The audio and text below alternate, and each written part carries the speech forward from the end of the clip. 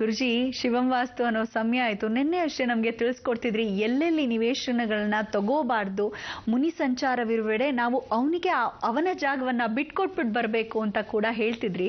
ಗುರುಜಿ, ನನ್ನಲ್ಲಿ ಒಂದು ಸಂಶಯ ಎದ್ದಿದೆ. ಏನಂದ್ರೆ, ಬಹುಶಃ ಕೆಲವರು ಬಿಲ್ಡರ್ಸ್ ಅಂತ, ಡೆವಲಪರ್ಸ್ ಅಂತ ಏನೇನ್ ಇರ್ತಾರೆ, ಅವರಿಗೂ ಕೂಡ ಗೊತ್ತಿರ್ಲಿಕ್ಕಿಲ್ಲ, ತಪ್ಪು ಆಗ್ಬಿಟ್ಟಿರತ್ತೆ. ಯಾರೋ ಒಬ್ಬ ಪಾಪ ಅದು JCBಯಲ್ಲಿ ಏನೋ ಮಾಡಿರ್ತಾನೆ, ಮುನಿಯನ್ನ ಇಟ್ಟಾಗ ಇದು ಹೀಗೆ ಇರತ್ತೆ. ಕೆಲವೊಬ್ರು ನೀವು ಹೇಳಿದಂತೆ ತ್ರಿಕೋನ ಆಕಾರದಲ್ಲಿ ಇಟ್ಟು ಪೂಜೆಯನ್ನ ಮಾಡ್ತಿರ್ತಾರೆ. ಅವ್ರಿಗೆ ಗೊತ್ತಿಲ್ಲದೆ ಅದನ್ನ ಹಾಳುಗೆಡುವಿದ್ರೆ ಏನ್ ಮಾಡಕ್ಕಿರತ್ತೆ ಗುರುಜಿ? ಯಾಕಂದ್ರೆ ಏನಾದ್ರೂ ಒಂದು ಸಮಸ್ಯೆ ಇದ್ರೆ ಅದಕ್ಕೆ ಪರಿಹಾರ ಕೂಡ ಇರ್ಲೇಬೇಕಲ್ವೇ? ಖಂಡಿತ ಪರಿಹಾರ ಉಂಟು. ಏನು ಅಂದ್ರೆ, ನೀವು ಕೇಳೋ ಪ್ರಶ್ನೆಗೆ ಯಾವತ್ತೂ ತಿಳ್ಕೊಳ್ಳಿ, ದೇವರುಗಳನ್ನ ಪೂಜೆ ಪುನಸ್ಕಾರವನ್ನು ನಾವೇನು ಹೇಳ್ತೀವಿ, ಸಾಧಾರಣವಾಗಿ ಒಂದು ಮನೆ ಒಳಗೆ ಕೂಡ ಅರ್ಶಿನ ಕುಂಕುಮ ಇಟ್ಟು ಪೂಜೆ ಮಾಡಿದಾಗ ಸಾನ್ನಿಧ್ಯ ಬರುತ್ತೆ ಅಂತೀವಿ. ಒಂದು ಹೂವು ಇಟ್ಬಿಟ್ರೆ ಸಾಕು, ಆ ದೇವರ ಸಾನ್ನಿಧ್ಯ ಬಂದ್ಬಿಡುತ್ತೆ ಅಂತೀವಿ. ಅದಕ್ಕೋಸ್ಕರ ಬಾಗಿಲುಗಳ ಮೇಲೆ ಕೂಡ ದೇವರುಗಳನ್ನ ಕೆತ್ತಬೇಡಿ ಅಂತ ಎಲ್ಲರಿಗೂ ಹೇಳಿದ್ದೀವಿ. ಆ ದೇವ್ರ ಮನೆ ಬಾಗಿಲಾಗ್ಬೋದು, ಮುಂದಿನ ಬಾಗಿಲಾಗ್ಬೋದು. ಸುಮ್ಮನೆ ಎಲ್ಲಂದ್ರೆ ಅಲ್ಲಿ ದೇವ್ರು ಕೆತ್ತೋದು. ನೀವೇನು ಮಾಡ್ತೀರಾ, ಆ ದೇವ್ರು ಕೆತ್ತಿದ್ದಾಗ ಒಂದು ಅರ್ಶಿನ ಕುಂಕುಮ ಇಟ್ಟಿರ್ತೀವಿ, ಆ ಸಾನ್ನಿಧ್ಯ ಬಂದ್ಬಿಡುತ್ತೆ. ಅಂಥದ್ರಲ್ಲಿ ಎಷ್ಟೋ ವರ್ಷಗಳಿಂದ ಪೂಜೆ ಪುನಸ್ಕಾರವನ್ನು ಮಾಡಿಕೊಂಡು ಅದು ಮುನೀಶ್ವರ ಅಂತ ಸ್ಮರಣೆ ಮಾಡಿ ಪೂಜೆ ಮಾಡಿರ್ತಾರೋ, ಅಥವಾ ಅವ್ರ ಕುಲದೇವರು ಅಂತ ಪೂಜೆ ಮಾಡಿರ್ತಾರೋ, ಭೂತರಾಜರು ಅಂತ ಪೂಜೆ ಮಾಡಿರ್ತಾರೋ ಗೊತ್ತಿಲ್ಲ. ನಿಮಗೆ ಗೊತ್ತಿಲ್ಲ, ನಮಗೆ ಗೊತ್ತಿಲ್ಲ. ಆದರೆ ಅನ್ಯಾಯವಾಗಿ ಗೊತ್ತಿಲ್ಲದೆ ಮಾಡಿರ್ತಕ್ಕಂಥ ತಪ್ಪಿಗೆ ಪ್ರಾಯಶ್ಚಿತ್ತ ಅಂದರೆ ಅವನು ತಳ್ಳುವಾಗಾದರೂ ಗೊತ್ತಾಗಬೇಕು.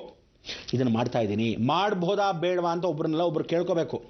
ಇಲ್ಲ ಇವನ ಓನರ್ ಹೇಳಿರ್ತಾನೋ ಅಥವಾ ಓನರ್ ಗೊತ್ತಿಲ್ಲದೆ ಇವನು ಮಾಡಿರ್ತಾನೋ, ಬಿಲ್ಡರ್ಸು ಓನರ್ ಮಾತು ಯಾವನೋ ಕಾಂಟ್ರಾಕ್ಟ್ರೇ ಕೇಳ್ಕೊಂಡಿರ್ಬೋದು. ಈ ರೀತಿ ತಪ್ಪು ಮಾಡಿದರೆ ಮೊದಲನೇ ಸ್ಥಾನ, ಮಾನ, ಗೌರವ ಮೊದಲಿಂದ ಇದ್ದ ಪ್ರಕೃತಿ ವಾತಾವರಣ, ಆ ಹುತ್ತನೋ ಅಥವಾ ಮುನೀಶ್ವರನೋ ಅಲ್ಲೇ ಇದ್ದ ಜಾಗದಲ್ಲಿ ಫಸ್ಟ್ ಕಟ್ಟಡ ಕಟ್ಟಬೇಕು. ಅಂದ್ರೇನೋ, ನೀನು ಈ ನಿರ್ಮಾಣ ಕಾರ್ಯವನ್ನು ಏನು ಮಾಡ್ತಾ ಇದೆಯಾ, ಮೊದಲು ಅದಕ್ಕೆ ಕಟ್ಟೆ ಕಟ್ಟಿಸಿ, ಲಕ್ಷ್ಮಣಗೆ ಒಂದು ಚೌಕ ಹಾಕಿಸಿ, ಅದಕ್ಕೆ ಆದ ಒಂದು ಕಟ್ಟಡ ಕಟ್ಟಿ ಮುನೀಶ್ವರ ಪರ್ಮಿಷನ್ ತೊಗೋಬೇಕು. ನೀವಿಲ್ಲಿ ಗೌರ್ಮೆಂಟ್ ಪರ್ಮಿಷನ್ ತೊಗೊಂಡಿರ್ತೀರಾ, ಎಲ್ಲ ಮೇಲಧಿಕಾರಿಯಿಂದ ಪರ್ಮಿಷನ್ ತೊಗೊಂಡಿರ್ತೀರಾ, ಲೇಔಟ್ ಮಾಡೋಕ್ಕೆ ಪರ್ಮಿಷನ್ ತೊಗೊಂಡಿರ್ತೀರಾ, ಬ್ಲೂ ಪ್ರಿಂಟ್ ತೊಗೊಂಡಿರ್ತೀರಾ. ಆದರೆ ಆ ಸ್ಥಳದ ದೇವತೆ, ಆ ಸ್ಥಳದ ಮುನೀಶ್ವರ, ಆ ಸ್ಥಳದ ನಾಗದೇವತೆ ಹತ್ರ ಖಂಡಿತ ತಗೊಂಡಿರಲ್ಲ. ಅಲ್ಲಿ ಒಂದು ಕ್ಷಮಾಲೋಚನೆ ಕೇಳಿಕೊಂಡು ಅಲ್ಲಿ ಒಂದು ಅರ್ಘ್ಯವನ್ನು ಬಿಟ್ಟು ಪ್ರಾರ್ಥನೆ ಮಾಡ್ಕೋಬೇಕು. ನಾನು ಈ ಥರ ಮಾಡ್ತಾ ಇದ್ದೀನಿ, ಮಾಡೋ ಹಾಗಿದ್ರೆ ಫಲವನ್ನು ಕೊಡು, ನಿನಗೆ ಒಂದು ಒಳ್ಳೆ ಸ್ಥಾನವನ್ನು ನಾನು ಕೊಡ್ತೀನಿ. ಅಂದ್ರೇನೋ, ಹುತ್ತವನ್ನು ಮುಟ್ಟಲೇಬಾರ್ದು. ನೀವು ಹುತ್ತ ಮುರ್ತಾಕದಷ್ಟಕ್ಕೆ ಫಲ ಕೊಡೋಕ್ಕೆ ಸಾಧ್ಯವೇ ಇಲ್ಲ. ಯಾಕೆ ಅಂದರೆ, ಹುತ್ತ ಮುರಿದಾಕಕ್ಕೆ ಇವಾಗ ಮುನೀಶ್ವರನಾದರೂ ಈ ಜಾಗ ಬಿಟ್ಟು ನಾನು ಇನ್ನೊಂದು ಜಾಗ ಕೊಡ್ತೀನಪ್ಪ ಅಂದರೆ ಒಂದು ಆಲ್ದ ಮರದ ಹತ್ರ ಇಲ್ಲಿರ್ತಕ್ಕಂಥ ಪುಟ್ಟದಾಗಿರೋ ಒಂದು ಪುಟ್ಟದಾಗ ದೇವಸ್ಥಾನ ಕಟ್ಬೋದು. ಹುತ್ತಾನ ಮುರಿದು ಹಾಕ್ಬಿಟ್ರೆ ಹೆಂಗೆ ಕೊಡ್ತೀರಾ? ಒಂದು ಸಲ ಒಂದು ಹುತ್ತ ಮುಟ್ಟಾಕಿದ್ರೆ 8 ತಲೆಮಾರು ಆ ವಂಶ ಪೂರ್ತಿ ಒಣಗೋದು ಗ್ಯಾರಂಟಿ. ಅದರಲ್ಲೂ ಮೂಗು ಹುತ್ತಗಳಂತೂ ಇನ್ನಷ್ಟು ಗ್ಯಾರಂಟಿ. ಈಗ ನಿಜವಾಗ್ಲೂ ಹೇಳ್ತೀನಿ, ದಯವಿಟ್ಟು ಯಾರೂ ತಪ್ಪಿಸ್ಕೊಳ್ಳೋಕೆ ಸಾಧ್ಯವಿಲ್ಲ. ಯಾವುದೋ ಒಂದು ರೀತಿಯಲ್ಲಿ ಏಟು ಹೊಡಿತಾನೆ, ಬಿಡೋದಿಲ್ಲ. ಆದರೆ ಗೊತ್ತಿದ್ದೋ ಗೊತ್ತಿಲ್ಲದೇನೋ ತಪ್ಪು ಮಾಡಿದರೆ ಫಸ್ಟ್ ನೀವು ಆ ಕಾರ್ಯನ ಎಲ್ಲ ಬಿಟ್ಟು ಬಿಸಾಕಿ ಮುನೀಶ್ವರನಿಗೆ ಒಂದು ಜಾಗ ಮಾಡಿಬಿಟ್ಟು ಸ್ಮರಣೆ ಮಾಡ್ಕೋಬೇಕು. ಅದು ಹೇಗೆ?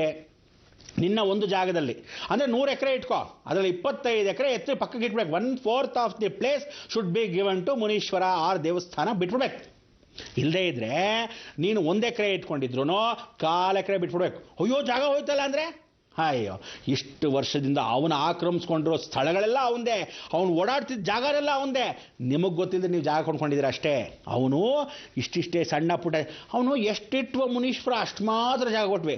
ಒಂದು ಗೂಡು ಕೊಟ್ಟಿರ್ತಾರೆ, ನೀವು ಅಷ್ಟೇ ಬಿಟ್ಟಿರ್ತೀರಾ? ಹಾಗೆಲ್ಲ ಇಲ್ಲ. ಲೆಕ್ಕಾಚಾರ ಏನು ಹೇಳುತ್ತೆ ಅಂದರೆ, 1.25% ಅಂದರೆ 1ರಲ್ಲಿ 1 ಭಾಗ ಅಂದರೆ 1/3 ಭಾಗವನ್ನು, ಸಮುದ್ರವನ್ನು ಏನು ಹೇಳ್ತಾರೆ, ಭರತಖಂಡೆ, ಭರತವರ್ಷ, ಅದರಲ್ಲೂ ಶ್ಲೋಕದಲ್ಲಿ ಹೇಳುತ್ತೆ, ಈ ಭೂಮಂಡಲದಲ್ಲಿ 1/4 ಆಫ್ ವಾಟರ್ ಅಂದರೆ ಆ ನೀರು 1/3 ಅಂತಕ್ಕಂಥ ವಿಚಾರದಲ್ಲಿ 1 ಭಾಗ ಪೂರ್ತಿ ಭೂಮಿ ಇದ್ರೂ ಸಹ 3 ಭಾಗದ ನೀರು. ಅದಕ್ಕೆ ಯಾವತ್ತೂ ನೀವು ಆ ಭೂಮಿಯನ್ನು ಇಟ್ಕೋಬೋದು ಭೂಸ್ಥಿರವಾಗಿ. 1 ಭಾಗ, 4ನೇ 1 ಭಾಗ ಆ ದೇವರಿಗೆ ಅರ್ಪಿಸ್ಬಿಡ್ಬೇಕು. ಇದಕ್ಕೊಂದು ಉದಾಹರಣೆ ಹೇಳ್ತೀನಿ ಕೇಳಿ. ಒಂದು ಸಲ ಹೀಗೆ ಆ ಮುನೀಶ್ವರನ ಜಾಗವನ್ನು ಹೊಡೆದಾಕ್ಬಿಟ್ರು. ಗಂಡ ಹೆಂಡತಿ ಮಕ್ಕಳು ಇಷ್ಟೇಪ್ಪ. ಅವನು ಒಳ್ಳೆ ಫಸ್ಟ್ ಕ್ಲಾಸ್ ಆಗಿದ್ದ, ಒಳ್ಳೆ ಅನುಕೂಲವಾಗಿತ್ತು. ಕೇಳ್ತಾ ಇದ್ದೀರಾ ನಾನು ಹೇಳ್ತಾ ಇರೋದು? ಸೊ ಗಮನ ಇಟ್ಟು ಕೇಳ್ಕೊಳ್ಳಿ. ಸಮಯ ಇದೆ, ನಾನು ಇನ್ನೊಂದು ಸೆಗ್ಮೆಂಟಲ್ಲೂ ವಿಚಾರ ಹೇಳ್ತೀನಿ, ಆದರೂ ಸಹ ಹೇಳ್ತೀನಿ ಕೇಳಿ. ಗಂಡ ಹೆಂಡತಿ ಮಕ್ಕಳನ್ನ ಎಷ್ಟು ಚೆನ್ನಾಗಿ ಸಾಯಿಸ್ದ ಅಂದರೆ ಬಿಡಲಿಲ್ಲ ವಿಧಿ. ಅಂಥ ಹಾವು ಅಲ್ಲಿದ್ದ ತಕ್ಷಣಕ್ಕೆ ಗಂಡ ಹೆಂಡತಿ ಮಕ್ಕಳು ಇದ್ದರು. ಈ ಹಾವನ್ನು ಇವ್ರೇನು ಮಾಡಿದೆ, ತರಕಾರಿ ತಂದ, ಮನೆಗೆ ತಂದ. ಯಾವತ್ತೂ ಇಲ್ಲದೆ ಆ ಗಂಡ ಕೆಲಸದವನು ಕೇಳ್ದ ಸೋನು ಅವತ್ತೇನು ಮಾಡ್ದ, ಆಫೀಸಿಂದ ತಾನೇ ಇಳಿದು, ಟೈಮ್ ಅಲ್ವಾ ವಿಧಿ, ತಂದ ಸೊಪ್ಪು ತರಕಾರಿ ಎಲ್ಲ ತಂದುಬಿಟ್ಟಿಯಾನೆ, ಫ್ರಿಡ್ಜಲ್ಲಿ ಇಟ್ಟ. ಫ್ರಿಡ್ಜಲ್ಲಿ ಇಟ್ಟಿರ್ತಕ್ಕಂಥ ಸೊಪ್ಪು ತರಕಾರಿ ಎಲ್ಲ ಇವನು ಲ್ಯಾಂಡ್ ಡೆವಲಪರು, ಜ್ಞಾಪಕ ಇಟ್ಕೊಳ್ಳಿ ಸರಿಯಾಗಿ, ಲ್ಯಾಂಡ್ ಡೆವಲಪರು, ದೊಡ್ಡ ಜಮೀನು, ಒಂದು 200 ಎಕರೆ ಏನೋ ಮಾಡ್ತಾ ಇದ್ದಾರೆ, ಸೈಟ್ಗಳು, ಲೇಔಟ್ಸ್ ಅಂತ ಎಲ್ಲೋ ಪಾಪ ದೂರದಲ್ಲಿ ಮಾಡಿದ್ದಾರೆ. ಬಂದು ಫ್ರಿಡ್ಜಲ್ಲಿ ಇಟ್ಟ. ಈ ಅಮ್ಮ ಪಾಪ ಏನು ಮಾಡ್ಯಾರೆ, ಸೊಪ್ಪು ತರಕಾರಿ ಎಲ್ಲ ಹೆಚ್ಚಿದ್ರು, ಎಲ್ಲ ಆಯಿತು. ಮಜ್ಜಿಗೆ ಕೆಳಗಿಟ್ಟಿದ್ರು, ಮಜ್ಜಿಗೆ ಪಾತ್ರೆಯಲ್ಲಿ ಮೊಸರನ್ನ ನೀರು ಮಜ್ಜಿಗೆ ಮಾಡಿಟ್ಟಿದ್ರು, ಅದು ಫ್ರಿಡ್ಜಲ್ಲಿ. ಅದಕ್ಕೆ ಹೇಳೋದು ತಂಗಳ ಪೆಟ್ಟಿಗೆ ಅಂತೀವಿ. ಎಷ್ಟೆಷ್ಟು ಜನಕ್ಕೆ ಎಂತ ವಿಧಿಯ ವಿಪರಾಸ ಬಂದ್ಬಿಡ್ತು ಅಂದರೆ ನೀವು ಅನುಭವಿಸ್ದಾಗ ಗೊತ್ತಾಗೋದು. ತೆಗೆದ್ರು, ಸರಿ ಆಯಿತು. ಮೊಸರಲ್ಲಿ ಫಸ್ಟ್ ಕ್ಲಾಸಾಗೆಲ್ಲ ಕಲಿಸಿದ್ರು, ಮೊಸರನ್ನ ಡಬ್ಬಿ ಎಲ್ಲ ಮಕ್ಕಳು ಹಾಕಿದ್ರು. ಯಜಮಾನರು ಆಫೀಸ್ಗೆ ಹೊರಟು. ಆಫೀಸ್ಗೆ ಹೋಗಿರ್ತಕ್ಕಂಥ ಯಜಮಾನರಲ್ಲಿ ಯಾವ ಕಾಲಕ್ಕೂ ಎಷ್ಟೊತ್ತಾಯಿತು ಕಾರಲ್ಲಿ ಹೊರಟರು ಆಫೀಸ್ಗೆ. ತುಂಬ ಹೊತ್ತಾಯಿತು. ಸರಿ ಊಟಕ್ಕೆ ಹಸುವ ಅವ್ರ ಯಜಮಾನರು ಫೋನ್ ಮಾಡಿದ್ರು, ನಾನು ಊಟಕ್ಕೆ ಬರ್ತೀನಿ ಕಣೆ ಇವತ್ತು ಮನೆಗೆ ಅಂತ. ಹೌದಾ, ಇವತ್ತು ಊಟಕ್ಕೆ ಬರ್ತಿದ್ದೆ, ತೊಗೊಂಡು ಹೋಗಿಲ್ಲ ಡಬ್ಬಿ, ಹೌದಾ ಮರ್ತೋದಾ, ಸರಿ ಒಂದು ಕೆಲಸ ಮಾಡಿ ಮಕ್ಕಳು ಕಳಿಸ್ಬಿಟ್ಟು ಇವಳೇನು ಮಾಡೋದು, ಮಕ್ಕಳಿಗೆ ಕಳಿಸ್ಬಿಟ್ಟಿದ್ದಾರೆ. ಯಜಮಾನ್ರು ವಾಪಸ್ ಬರ್ತಾರಲ್ಲ ಅಂಥೇಳಿ ಇನ್ನು ಸ್ವಲ್ಪ ಅಡುಗೆಗಳನ್ನ ಮಾಡಿಟ್ಟು ಇನ್ನು ಸ್ವಲ್ಪ ಪಲ್ಯ ಮಾಡೋಣ ಅಂತ ಪಲ್ಯ ಎಲ್ಲ ಮಾಡಿದಾರೆ. ಸೊಪ್ಪು ಹೆಚ್ಕೊಂಡಿದ್ದೆಲ್ಲ ಎಲ್ಲ ಮಾಡಿದ್ದಾರೆ. ಮುಗೀತಪ್ಪ ಇಷ್ಟೇ ಕೆಲಸ. ಮಜ್ಜಿಗೆ ತೊಗೊಂಡಿದ್ದಾರೆ, ಮಜ್ಜಿಗೆನೂ ಹಾಕಿ ರೆಡಿಯಾಗಿ ಇಟ್ಟಿದ್ದಾರೆ. ಮಕ್ಕಳಿಗೆ ಆಲ್ರೆಡಿ ಮಜ್ಜಿಗೆನ ಕಳಿಸ್ಬಿಟ್ಟಿದ್ದಾರೆ. ಮನೆಗೆ ಯಜಮಾನರು ಬರುವಾಗಾದರೆ ರೋಡಲ್ಲಿ ಆಕ್ಸಿಡೆಂಟು. ಏನು ಹೇಳಿ, ರೋಡಲ್ಲಿ ಆಕ್ಸಿಡೆಂಟು. ಒದ್ದಾಡ್ತಾ ಇದೆ ದೇಹ, ಅಲ್ಲಿ ವಿಲಿ ವಿಲಿ ವಿಲಿ ವಿಲಿ ವಿಲಿ ವಿಲಿ ಅಂತ ಒದ್ದಾಡ್ತಿದೆ. ಆಯಪ್ಪ ಕಾರ್ ಎತ್ಕೊಂಡು ಹೋದವರು ಟ್ರಾಫಿಕ್ ಮಧ್ಯಾಹ್ನದ ವಾಪಸ್ ಬರೋಕ್ಕೆ ಅಂತ ಫ್ರೆಂಡ್ ಮೋಟ್ರ್ ಬೈಕ್ ತೊಗೊಂಡು ಬಂದಿದ್ದಾರೆ.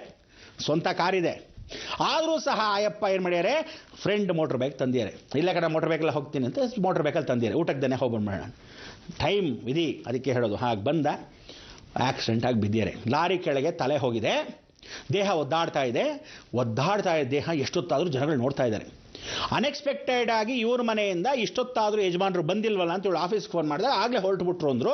ಆ ಫ್ರೆಂಡಿಗೆ ಮತ್ತೆ ಇವರು ತಿರುಗಿ ಹೆಂಡತಿ ಆದವಳು ಫೋನ್ ಮಾಡಿ ಹೇಳಿದ್ರು, ಏನಂತ, ನಮ್ಮ ಯಜಮಾನ್ರು ಇನ್ನೂ ಬಂದಿಲ್ಲ, ನೀನು ಒಂದ್ಸರಿ ನೋಡ್ಕೊಂಬಂದ್ಬಿಡು ಅಂತ. ಸರಿ ಆಯಿತು ಅಂತ ಆಯಪ್ಪ ಆಫೀಸಿಂದ ಹೊರಟರು. ವಾಪಸ್ ಬಂದು ಇಲ್ಲಿ ಹೊರಡೋ ಸಮಯಕ್ಕೆ ಇಲ್ಲಿ ಬಂದು ನೋಡ್ತಾರೆ ಯಜಮಾನರು ಆಕ್ಸಿಡೆಂಟ್ ಆಗೋಗಿದೆ. ಸರಿ ತಕ್ಷಣ ಮನೆಗೆ ಬಂದು ನಿಮ್ಮ ಯಜಮಾನ್ರಿಗೆ ಹಿಂಗೆ ಆಗ್ಬಿಟ್ಟಿದೆ ಅಂತ ಅಯ್ಯಮ್ಮ ಹೊಡೆದು.